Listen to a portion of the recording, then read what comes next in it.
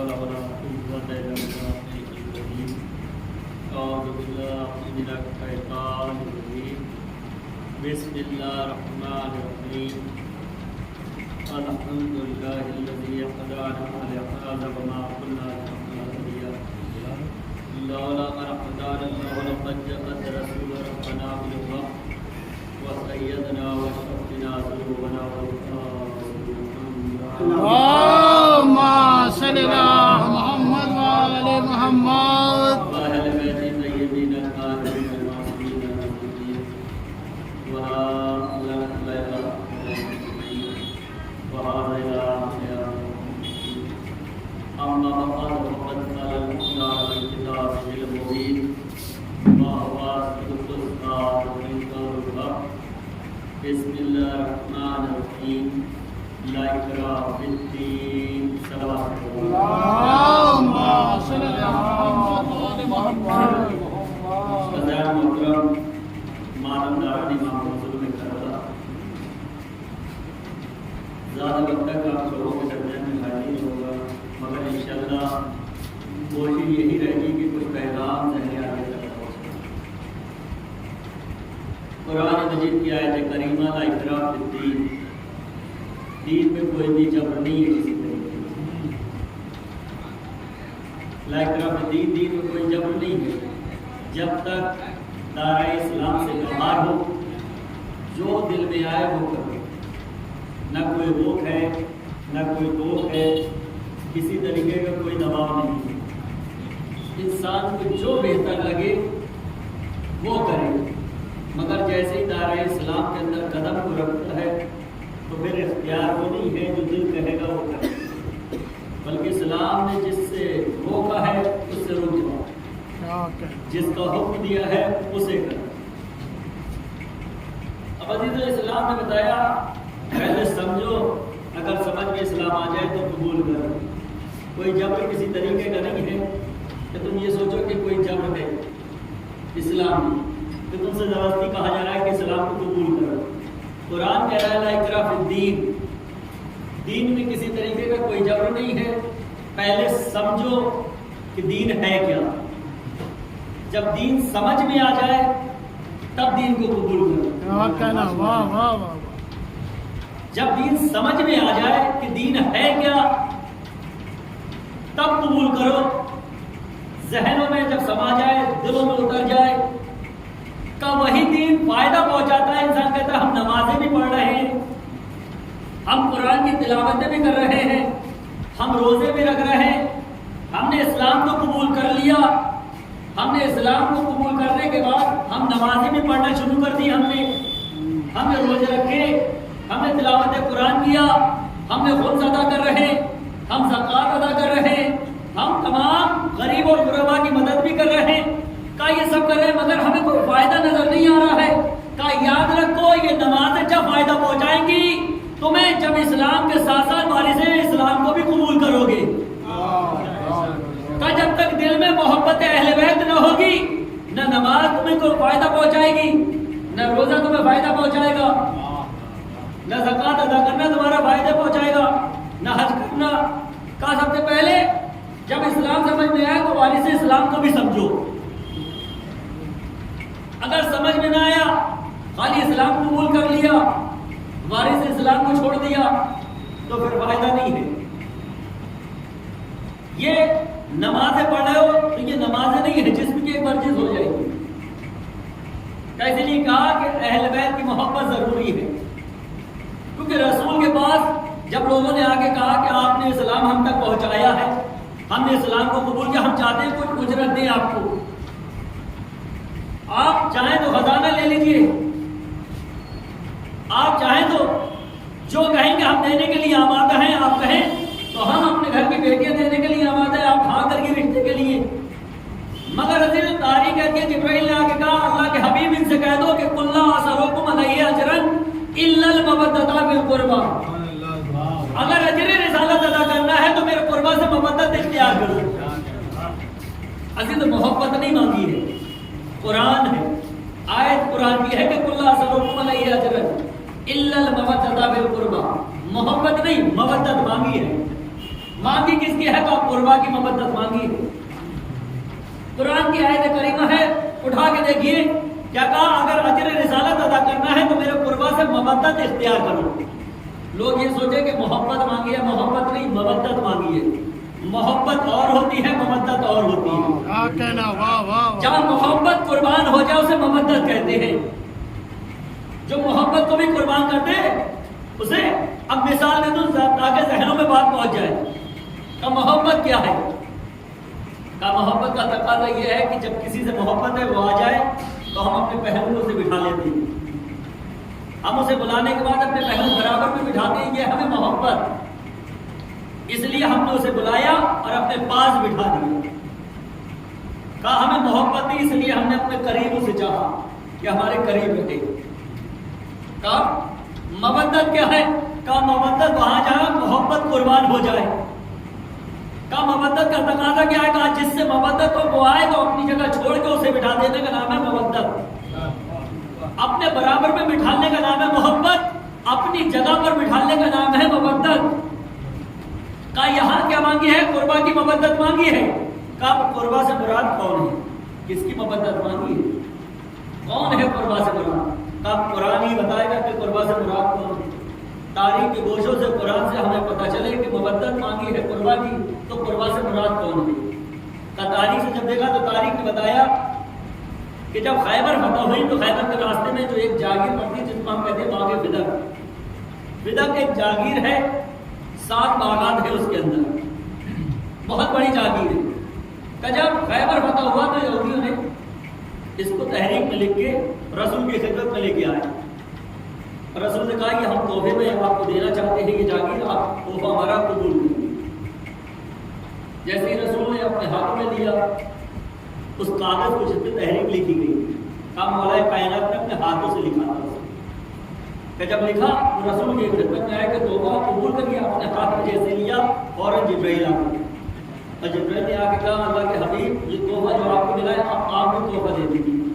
کہا کسے؟ کہا قربا کو۔ کیا کہا کہ یہ آپ بھی تحفے میں دے دیجیے۔ کہا کسے؟ کہا قربا کو۔ رسول کو معلوم تھا کہ قربا سے مراد کون ہے، مگر پیغام پہنچانا تھا۔ کہا جبرائیل قربا سے مراد کون ہے؟ کہ صحابیوں کے لیے چھوڑ دوں یا امت کے لیے چھوڑ دوں یا علی کے لیے؟ یہ قربا سے مراد کون ہے؟ تو جبرائیل نے کہا سورہ احزاب میں ارشاد ہو رہا ہے کہ کیا کہا کہ قربا سے مراد فقط ہے فاطمہ۔ کہا آپ کی بیٹی۔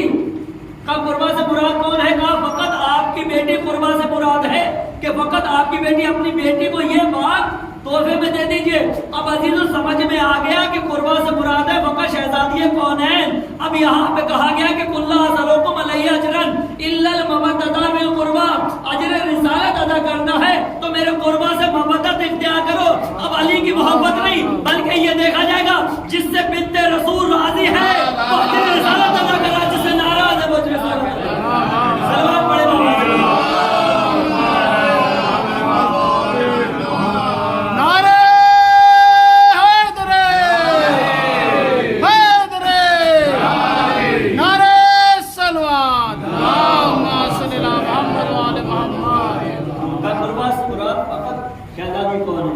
دیکھنا ہے کس سے بنت رسول راضی ہے، کس سے ناراض ہے۔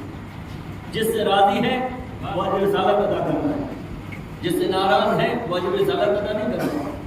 مانگا اجر رسالت اور مانگی ہے مبدت۔ آیت موجود ہے کہ مانگی کیا ہے؟ مبدت۔ اب عزیزو کیونکہ آج بہت زیادہ کثیر تعداد میں کچھ ہمارے یہاں بھی ایسے ہیں جو چند سکوں میں ایمان بیچے ہوئے ہیں، بہت زیادہ ایسے ہیں چند سکوں میں ایمان کو بیچے ہوئے ہیں، اور وہ بھی آنے کے بعد بیان ممبروں سے کچھ اس طریقے سے کر رہے ہیں۔ مگر عزیزو یاد رکھیے کہ ہمیں اپنے عقیدوں کو بچانا، دو لوگوں سے کبھی کمپرومائز نہ کرنا کسی طریقے سے۔ وہ دو لوگ کون سے ہیں؟ ایک وہ جو ولایت علی کے منکر ہیں اور دوسرے بنت رسول کے قاتل۔ وہ آج وہی ہے، بہت سے پردہ ڈالنے کی بہت کوششیں کر رہے ہیں، کہ قاتل پوشیدہ ہو جائے. کیوں؟ انہیں معلوم ہے کہ جب یہ ایام ازا آتا ہے تو حسین کے قاتل کو تو انہوں نے بے نقاب کر دیا. کوئی بھی فرقہ ہو، کسی قوم کا، کسی مسلک کا جو ہو، ہر انسان جانتا ہے کہ یزید کے کردار کو. ہر انسان جانتا ہے یزید کے کردار کو. کیوں؟ اس طریقے سے ہم نے ایام ازا کو کیا ہے کہ جیسے چاند نمودار ہوتا ہے، ہر گلی ہر چوراہے پہ پرچم لگ جاتا ہے سیاہ. ہر قوم پہچان جاتی ہے یہ محرم کا ٹائم آ گیا، یہ محرم آ گیا، اس لیے کالے پرچم لگا رہے ہیں. ہر انسان یہ پہچان جاتا ہے کہ سیاہ پرچم کا لگنا یہ محرم آ گئے، سیاہ لباس نہیں. جیسے دیکھ کر معلوم ہے ہاں محرم. اب محرم اس طریقے سے کیا تو اسے معلوم ہے کہ حسین کا قاتل کون ہے. آج بھی ماننے والے بھی، محبت کا دم بھرنے والے بھی کہیں کھل کے نہیں کر سکتے کہ ہمیں کتنی محبت ہے. کہیے جس طریقے کہا، اسی طریقے سے جس طریقے سے ہم نے حسین کے قاتل کو بے نقاب کیا ہے، اسی طریقے سے ہم پر واجب ہے کہ بنت رسول کے قاتل کو بھی بے نقاب کریں. اسی طریقے سے قرآن کے اندر موجود ہے لعنت. جس پہ اعتراض ہو میں قرآن سے بھی لعنت کو دکھاؤں اور کی کتابوں سے بھی. ایک ہی فرقے کا نہیں، میں ہر فرقے کی جتنے مسلمان کے فرقے ان کی کتابوں سے بھی لعنت کو دکھاؤں. لکھا آج کہا جاتا ہے کہ بہت جلدی پابندی کی بات کو جب بھی کہا جاتا ہے تو یہ کہا جاتا ہے کوئی ضروری نہیں ہوتا لعنت کرنا. اگر ضروری نہیں ہوتا تو قرآن میں لعنت نہیں ہوتا. یہ بتاؤ اگر ہم بھی لعنت کرنا بند کر دیں تو دشمنان اہل بیت پہ لعنت کرے گا کون؟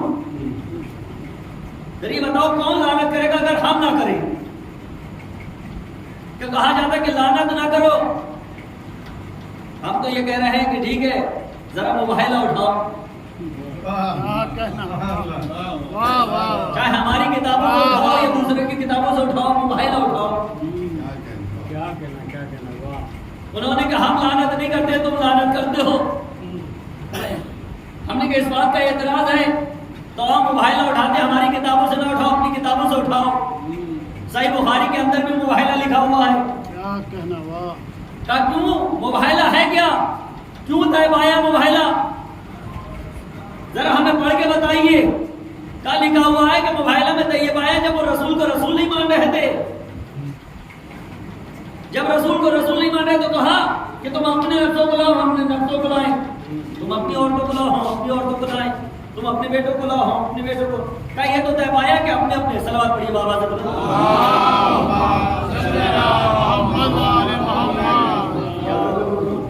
ایک اور بابا سے بولے صلوات کہتا ہے پایا آپ نے اپنے کہا ہے کیا پایا موبائل میں کہ اپنے اپنے لے کے آؤ. اس کے بعد کہتا ہے یہ پایا کہ لعنت ہو. کہا کس پر؟ کہا جھوٹوں پر. کہا کرے گا کون؟ کہا سچے. کہا موبائل میں کیا ہے؟ کہا طے یہ پایا کہ لعنت کی جائے گی. کہا کس پر؟ کہا جھوٹوں پر. کہا کرے گا کون؟ کہا سچے. اب یہ تو موبائلہ میں طے ہو گیا جو سچوں کے ساتھ ہوگا وہی حق رکھتا ہے لعنت کرنے کا. بڑے بابا سے کہا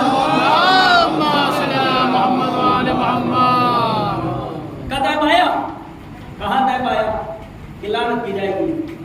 تو اس کے بعد کیا ہوا آگے بیان کرے گا نہیں اپنی کتابوں سے پڑھی. ہمیں بتائیے کہ آگے کیا ہوا. تو آگے یہ ہوا کہ جب طے پایا تو یہ پنجتن گھر سے چلے. یہ گھر سے چلے، پروردگار نے آسمان سے لعنت کو دیا. کا تذکرہ لکھا ہوا کہ آسمان سے لعنت چلی، گھر سے یہ کہا. تب جب پہنچے تو انہوں نے دیکھا جیسے بادلوں نے فوراً کیا کہا کہ ان سے مباہلہ نہ کرنا. ان سے مباہلہ نہ کرنا. یہ وہ ہستیاں ہیں اگر اشارہ کرے تو پہاڑ بھی اپنی جگہ چھوڑے. ان سے مباہلہ نہ کرنا. کہا انہوں نے مباہلہ کیا نہیں. کہا جب مباہلہ کیا نہیں تو لعنت گلے میں پڑی نہیں. لعنت گلے میں نہیں پڑی ان کی. اگر مباہلہ کرتے ہیں تو لعنت رہتی. انہیں معلوم تھا آج یہ وہ سچے آئے ہیں جنہیں مسلمان نے سچا کہا. یہ وہ نہیں ہے جسے قرآن نے سچا کہا. یہ وہ سچے آئے ہیں. آج اگر انہوں نے لعنت گلے میں ڈال دی تو قیامت تک بھی نکل نہیں سکتی ہے. انہوں نے مباہلہ کیا نہیں, اپنے آپ کو لعنت سے بچا لیا, گلے میں لعنت کا ڈاؤ پڑا نہیں. کہا اس کے بعد یہ بتائیے جو آسمان سے تذکرہ لکھا کہ آسمان سے لعنت چلی, وہ گئی تو گئی کہاں؟ واپس جانے کا تذکرہ لکھا نہیں تاریخ کی. کہا نہیں, یہ مورخ نے ہمارے لکھا نہیں کہ واپس کہاں گئی. کہا آنے کا تذکرہ تو لکھا ہے کہ آسمان سے آئی, کہاں آنے کا تذکرہ لکھا ہوا ہے کہ جیسے ہی ہستیاں چلی تو آسمان سے لعنت چلی. کہا لعنت چلی کس کے لیے تھی؟ کہا جھوٹوں کے لیے. توجہ رکھیے گا, کہا کس کے لیے چلی تھی؟ کہا لعنت چلی تھی جھوٹوں کے لیے.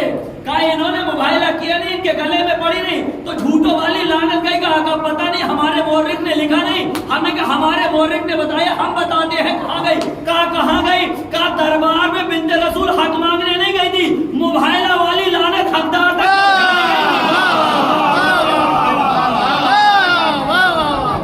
سلوات پڑھے بابا سے بولو.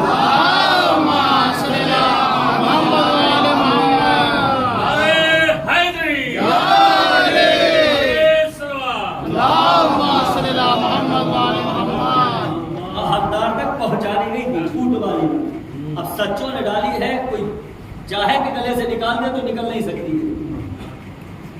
پھر آوازیں بلند ہوئی تو ہمارے بھی کچھ مورخین کہنے لگے کہ بھائی ٹھیک ہے, چار دیواری کے اندر کر لو, باہر میدانوں میں آگے لعنت کرنے کی ضرورت کیا, باہر بتانے کی ضرورت کیا, گھر کے اندر بھی کرو گے تب بھی وہی بات ہے. ہم نے کہا گھر کے اندر کی بات ہے تو مسجد کا انتخاب کیوں نہیں ہوا, مباہلے کا انتخاب کیوں ہوا؟ اللہ کے رسول کہتے ہیں کہ مسجد کا انتخاب کرو. میدان کا کہا یہ نظریہ کس کا ہے؟ کہا انسان کا نظریے پہ عمل نہیں کرتے, قرآن کا نظریہ بتاؤ, قرآن کا نظریہ کیا ہے؟ کہا قرآن کا نظریہ شاعر نے اپنے مصروں میں ڈھال کے رکھا ہے کہ قرآن کا نظریہ کیا ہے. لوگ کہتے ہیں کہ چار دیواری کے اندر لعنت کرو, باہر کرنے کی ضرورت کیا ہے. کہا قرآن کا نظریہ کیا ہے؟ شاعر نے اپنے مصروں میں ڈھال کے لکھ دیا ہے, کیا مجلسوں کے واسطے عنوان چاہیے, کیا مجلسوں کے واسطے عنوان چاہیے, اس کے لیے رسول کا فرمان چاہیے. کیا مجلسوں کے واسطے عنوان چاہیے, اس کے لیے رسول کا فرمان چاہیے. دامن پہ جن کے داغ ہیں بغض بطول کے, دستے نبی کو ان کا گریبان چاہیے. کیا مجلسوں کے واسطے عنوان چاہیے, اس کے لیے رسول کا فرمان چاہیے. دامن پہ جن کے داغ ہیں بغض بطول کے, دستے نبی کو ان کا گریبان چاہیے. سرکار کیوں پریشان ہے تبرے سے, کس لیے ہونا تو دشمنوں کو پریشان چاہیے. آخری مصرے پہ کہ کہاں تبرہ, قرآن کا نظریہ کیا ہے, کیا مجلسوں کے واسطے عنوان چاہیے, اس کے لیے رسول کا فرمان چاہیے. دامن پہ جن کے داغ ہیں بغض بطول کے, دستے نبی کو ان کا گریبان چاہیے. سرکار کیوں پریشان ہے تبرہ سے, کس لیے ہونا تو دشمنوں کو پریشان چاہیے. یہ بات صاف ہو گئی, روزے مباہلہ لعنت کے واسطے کھلا میدان چاہیے.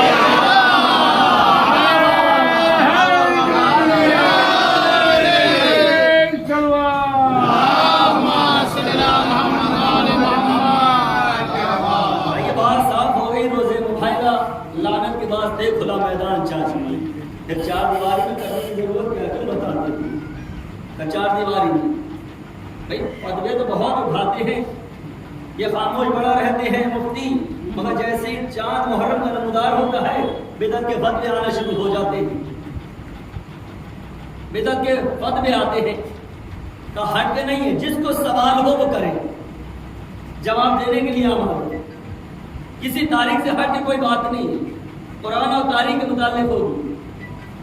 کہا روکا جا رہا ہے بدعت کے فتوے, ہر چیز پر بدعت.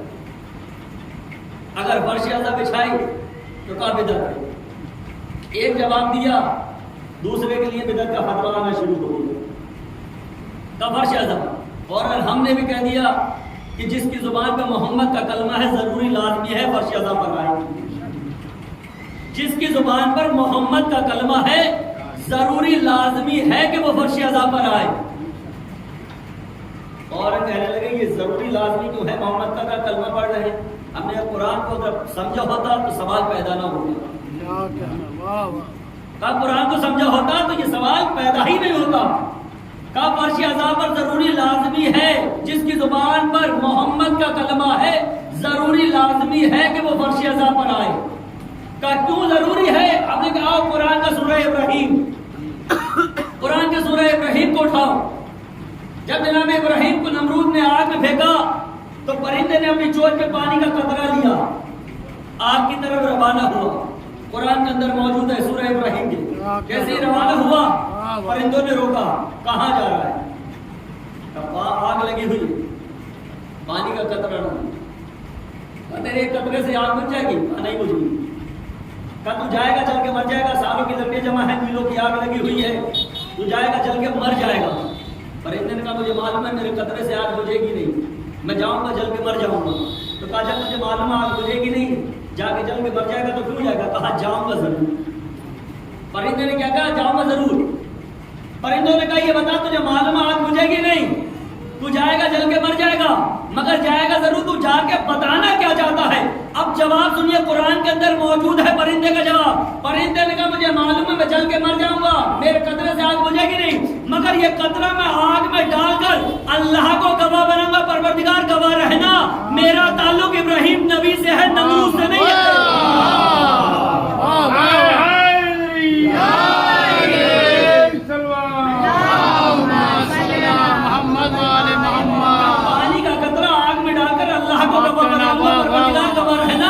میرا تعلق ابراہیم نبی سے ہے، نمرود سے نہیں ہے۔ کہ اس لیے فرش ازا پر آنا ضروری لازمی ہے کہ فرش ازا پر آ کر اللہ کو گواہ بنا لو، پروردگار گواہ رہنا ہمارا تعلق رسول کے گھرانے سے ہے، یزید کے گھرانے سے نہیں ہے۔ یہ فرش ازا بتائے گی کس کا تعلق کس سے ہے؟ یہ رسول کے گھرانے کی فرش ازا ہے، یہ بتائے گی کس کا تعلق کس سے ہے۔ آج ایسی فرش ازا تو کہتے ہیں تو قرآن کو اگر سمجھا ہوتا تو سوال پیدا ہی نہیں ہوتا۔ کیوں ضروری ہے فرش ازا بتا کے پتہ چلے کہ رسول کے گھرانے سے تعلق ہے یا نہیں ہے؟ اگر ہے تو رسول کے گھرانے کی فرش ازا ہے، بے فرش ازا پر آؤ تو فوراً سوال پیدا کرتے ہیں کہ علم بدعت ہے اٹھانا، تعزیہ بدعت ہے اٹھانا۔ پوچھا مفتی سے بدعت کے فتوے آئے کیوں نہیں، کس بنا پر؟ کہا ہم نے دیکھا کہ کپڑا ہمارے سامنے دکان سے لیا، پرچم بنایا، علم بنایا، چومنے لگے، لکڑیاں کاغذ ہمارے سامنے، اسے تعزیے کی شکل دی، چومنے لگے۔ جب تک دکان پہ تھا آپ نے نہیں چوما، ہمارے سامنے کپڑا لیا، کاغذ لکڑیاں لی، ہم نے کہا تھا فرش ازا سے کسی کو جواب دو تو سمجھ میں آتا کہاں نہیں۔ ہم نے کہا ٹھیک ہے چلو حج پہ چلتے، حج پہ پہنچے، کرنا کیا کہا؟ طواف۔ کیا کہنا، واہ واہ واہ۔ کرنا کیا کہا؟ طواف کرنا ہے۔ ہم نے کہا ٹھیک ہے طواف کریں گے۔ کہا طواف سے کچھ حکم ہے؟ کہاں یہ پتھر لگا ہوا اسے چومنا ہے۔ کیا کہنا، واہ واہ واہ۔ ہم نے کہا پتھر ہم نہیں چومیں گے۔ کہا اگر پتھر نہیں چومیں گے حج ہوگا نہیں، یہ ارکان حج ہے۔ کیا کہنا، واہ واہ۔ کہا یہ ارکان حج ہے، اگر پتھر کو نہیں چومو گے تو حج ہوگا نہیں۔ ہم نے کہا ٹھیک ہے چلیے یہ بھی ہم کر لیں گے، پتھر کو بھی چوم لیں گے۔ اب لاکھوں کی تعداد میں حج کے درمیان میں حاجی جمع ہوئے، طواف کرنا شروع کیا۔ جو پاس تھے نزدیک تھے انہوں نے پتھر پہ ہاتھ رکھا، چومنا شروع کیا۔ جو دور تھے انہوں نے ہاتھ کیا، ہاتھ چومنا، فوراً ہم نے بھی ٹوک دیا کہ حکم پتھر چومنے کا، ہاتھ کیوں چوم رہے ہو؟ کیا کہنا، واہ واہ واہ۔ کا حکم پتھر چومنے کا ہے، پھر ہاتھ کیوں چوم رہے ہو؟ کہ تمہیں معلوم نہیں ہے ہم ہاتھ چوم رہے ہیں؟ ہاتھ ادھر کیا، کہ ہاتھ چوم رہے ہیں، کہ چومتے ہاتھ ہے، نیت پتھر کی طرف ہوتی ہے۔ ہم نے کہا عقل کے اندھو ہم بھی تو یہی بتاتے ہیں، چومتے علم تعزیہ کو نیت روزہ شبیر کی طرف ہوتی ہے۔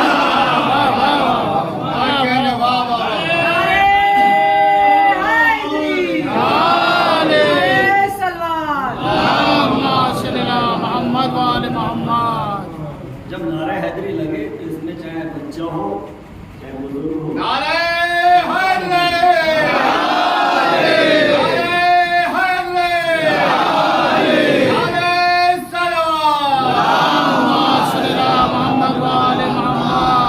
اس لیے کہ یہ نہ سوچیے کہ نعرہ حیدری اس لیے آپ لگا رہے ہیں کہ علی سے محبت کریں، کہ علی کے چاہنے والے اس لیے، بلکہ بہت بڑی دلیل ہے آپ کے لیے نعرہ حیدری، بہت بڑی دلیل ہے، کیونکہ شرط بتا دی گئی ہے کہ کس کے دل میں علی کی محبت آ رہی ہے۔ ہر ایک ذاکر سے سنا ہے، اسی لیے بہت بڑی دلیل ہے۔ شاعر نے خوب 4 مصروں میں لکھا ہے نعرہ حیدری کے حوالے سے، قید ستمگر میں تیرے واسطے مولا ہے، بولنا دشوار مگر بولنا، عہد ستمگر میں تیرے واسطے کس بات کا ثبوت ہے؟ یہ نعرہ حیدری شاعر نے لکھا ہے، تو سنیے چوتھے مصرے پہ خاص طور سے توجہ چاہتا ہوں. عہد ستمگر میں تیرے واسطے مولا ہے بولنا دشوار مگر بول رہا ہے، یہ نعرہ حیدر نہیں ہونٹوں پہ تمہارے، یہ ماں کی شرافت کا اثر بول رہا ہے.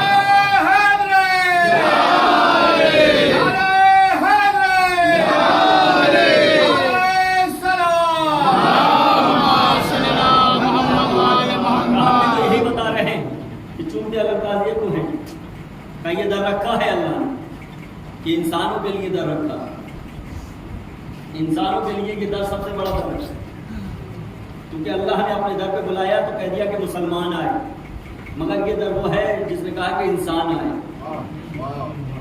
ایسا نہیں کہا، اللہ نے کہا جو قسمت میں ہے وہ میں عطا کروں گا. اہل بیت نے اپنے در پہ کہا جو قسمت میں نہ ہو وہ ہم سے مانگو. اللہ نے کیا کہا؟ جو قسمت میں ہے میں عطا کروں گا. اہل بیت نے کہا جو قسمت میں نہ ہو وہ ہم سے مانگ لو. فوراً کہتے ہیں جو قسمت میں نہ ہو وہ کہاں سے مل سکتا ہے؟ وہی ملتا ہے جو قسمت میں ہو. ہم نے کہا یہ در وہ ہے جو قسمت میں نہ ہو وہ بھی مل جاتا ہے. کہا کوئی دلیل ہے؟ ہم نے کہا راہب سے بڑی دلیل کوئی ہے نہیں. دلیل تو یہی ہے کہ راہب آیا تھا، رسول نے خود اپنی تاریخ میں، تم نے بھی لکھا ہے، تمہارے مورخین نے بھی لکھا ہے کہ راہب آیا تھا، رسول نے کہا قسمت میں اولاد نہیں. حسین نے کہا میں نے ایک بیٹا عطا کیا. کہا قسمت میں اولاد نہیں، کہا میں نے 2 بیٹے عطا کیے. کہا قسمت میں اولاد نہیں، کہا 3 بیٹے عطا کیے. کہا قسمت میں اولاد نہیں، کہا 4 بیٹے عطا کیے. ادھر حسین نے 7 بیٹے عطا کیے. تاریخ کہتی ہے جبرائیل نے آگے کہا رسول سے کہ آپ انکار نہ کرنا، آپ کہتے رہیں گے حسین عطا کرتا رہے گا، اور حسین اتنے عطا کر دے گا کہ اولاد آدم ایک طرف ہو جائے گی، حسین کی عطا ایک طرف ہو جائے گی. سلمان پڑھے بابا.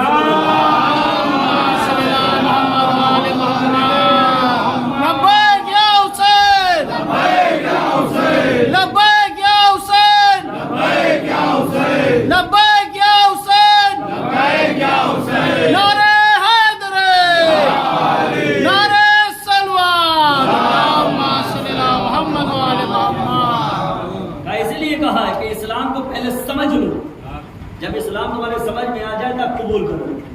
اسی لیے کہا لا اکراہ فی الدین، دین میں کوئی جبر نہیں ہے کسی طریقے کی. پہلے سمجھ لو اور دین کے ساتھ ساتھ وارث دین کو بھی سمجھ لو. اگر وارث دین کو چھوڑ دیا تو دین کسی کام کا نہیں، تو دین تمہیں فائدہ نہیں پہنچایا. اسی لیے تو دین کو جب پہنچایا کردار کے ذریعے سے، دشمن ہو گئے لوگ، رسول چاہنے لگے کہ قتل کر دیا جائے، مگر باہر جب بھی رسول جاتے تھے تو علی ساتھ میں کہ جب تک علی ساتھ میں ہے ہم محمد کا کچھ نہیں کر سکتے ہیں. کہاں کچھ نہیں کر سکتے ہیں. جنہوں نے خلافت کے شوق میں کلمہ پڑھا تھا انہوں نے منصوبہ رچا کہ محمد کو کیسے قتل کیا جائے. کہ رات میں محمد اکیلے تنہا سوتے ہیں، علی ساتھ نہیں، رات کی تاریکی میں ہم قتل کریں گے سوتے ہوئے محمد. ادھر انہوں نے منصوبہ رچا، ادھر وہی نازل ہوئی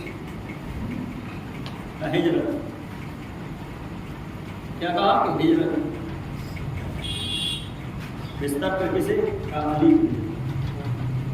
عزیز تاریخ ہے، تاریخ نے بتایا کہ رسول کی ہجرت مولا کائنات بستر پر. یہ بتائیے کہ یہ تو ہے کہ گھر میں اگر کسی کو ہم ہر وقت دیکھیں وہ چادر کے نیچے بھی ہو تو پہچان جائیں گے ہم کہ سو رہا کون ہے. اب یہ علی چادر کے نیچے ہے میرے مولا، لوگ یہی سمجھ رہے ہیں کہ محمد سو رہے ہیں، تو اس کو مطلب ہو بہو محمد نظر آ رہے تھے. کا دشمن چاروں طرف سے یہی سوچ رہے ہیں کہ محمد سو رہے ہیں، محمد سو رہے ہیں، چادر کے نیچے ہے علی. جیسے ہی داخل اندر ہو ایک کو آگے بڑھایا جا محمد کو قتل. تاریخ کہتی ہے جیسے وہ آیا آنے کے بعد تلوار ہاتھ میں اس نے چادر کو ہٹایا. اب جیسے ہی چادر کو ہٹانا تھا اور چہرے پہ پسینہ آ گیا، جسم کاپنے لگا، چہرہ متغیر ہو گیا، ہیبت طاری ہو گئی. اب اس نے چہرے کو دیکھا تو ہیبت طاری پسینہ آ رہا ہے اسے، جسم کاپ رہا ہے اس کا، مگر پیچھے سے آواز آ رہی ہے کہ قتل کر محمد کو. سوچ گیا تاریخ کریم یہ کہہ رہا ہے کہ محمد کو قتل کر تو سوچ کیا رہا ہے، مگر اس نے چادر ہٹا کے جو چہرہ دیکھا ہے اس سے ہیبت طاری ہو رہی ہے، اس کے چہرے پر متغیر ہو رہا ہے، پسینہ آ رہا ہے، جسم کانپ رہا ہے، مگر پیچھے سے آوازیں آ رہی ہیں کہ قتل کر، سوچتا کیا ہے؟ جب آوازیں زیادہ آنے لگی کہ سوچ کیا رہا ہے تو قتل کیوں نہیں کر رہا، قتل کر محمد کو، فوراً میثاق کہتا وہ رحمت یلدا تھا یہ قہر جلی ہے، اور رحمت یلدا تھا یہ قہر جلی ہے، سنتے ہیں قضا اس کے محلے کی گلی ہے، احباب اگر جان بچانا ہے بھاگو، سمجھا تھا محمد جسے وہ تو علی ہے۔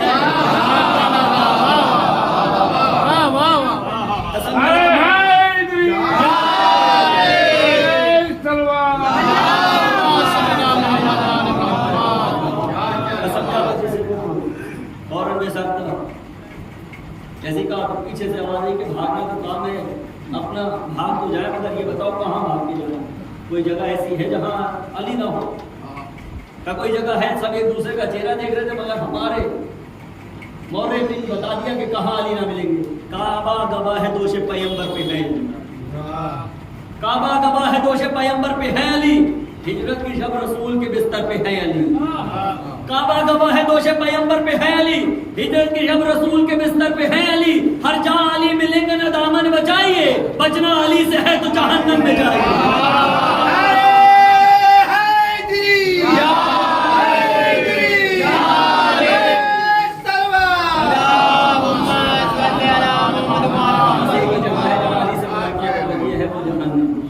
جہنم میں جاؤ، علی سے بچنا، علی سے ملاقات وہاں نہیں ہو، آگے ہر جگہ جاگیر، علی کی جاگیر کر، جہنم ایک ایسی ہے جو علی کے دشمنوں کو دی۔ عزیزو دامن وقت میں گنجائش نہیں ہے، اس لیے عزیزو پیدا کا مجالس سے سلسلہ نہیں ہے، ہر چیز کو دیکھنا ہے، مجلس میں جانا ہو، مجھے بھی کسی جگہ پڑھنا ہوگا، اس لیے ان شاء اللہ کبھی پھر موقع ملا تو ضرور آپ سے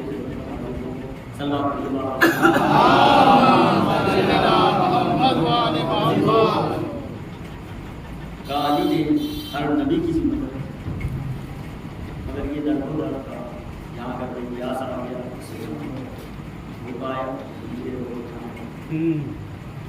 یہاں جب بھی کوئی آیا خالی ہاتھ نہیں مگر عزیز گھرانے میں ہر ایک پانی پینا ہے،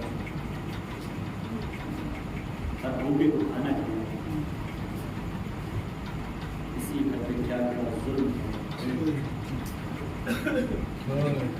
شب سفر کا پر شہادت ہے امام حسن وہ تاریخ نہیں عزیز و رسول میرے مولا پر شہید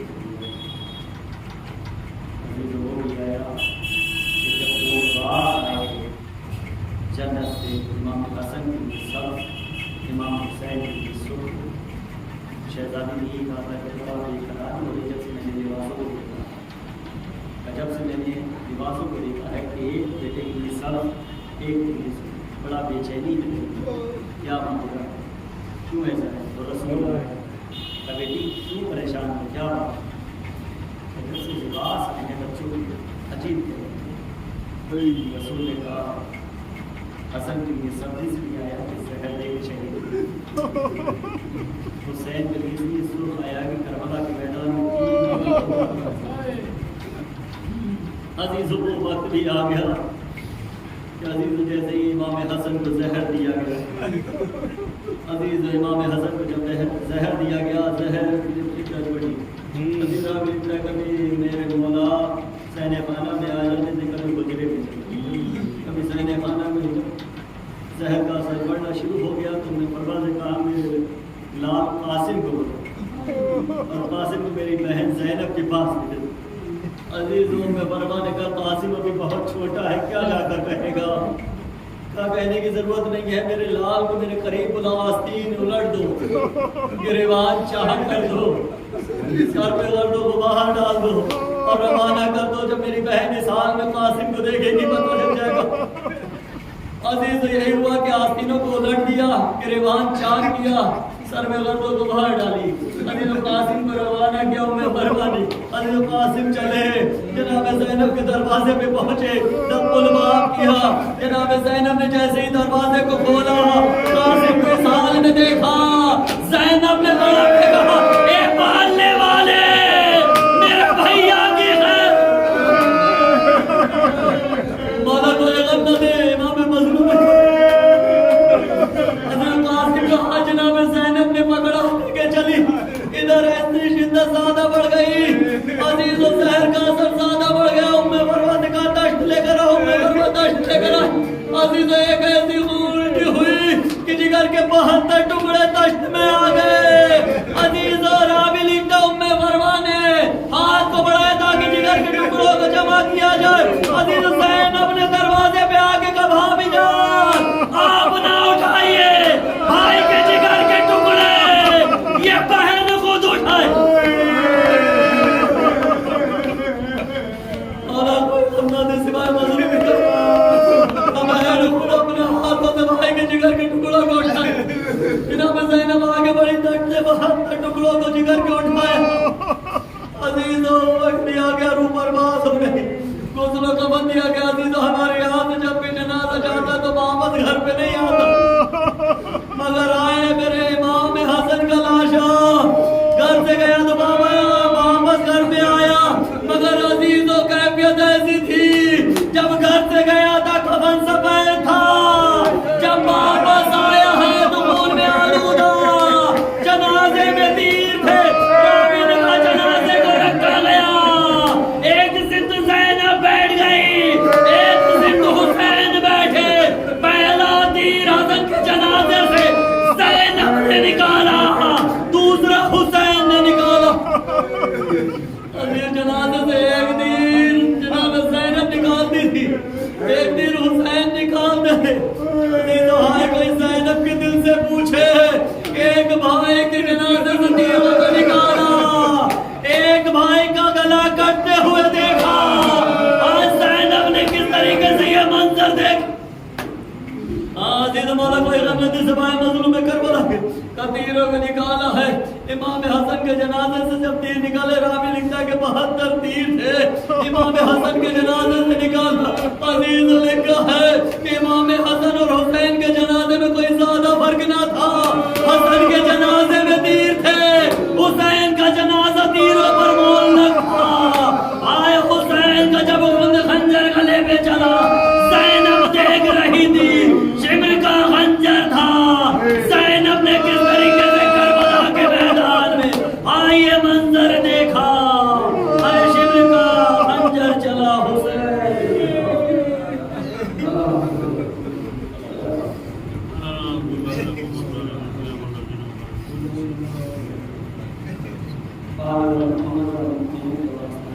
جان محمد کے سرکار بچانے والے ان کی جان حرام کی حفاظت کرنا، ایمان میں شفاعت کی روزگار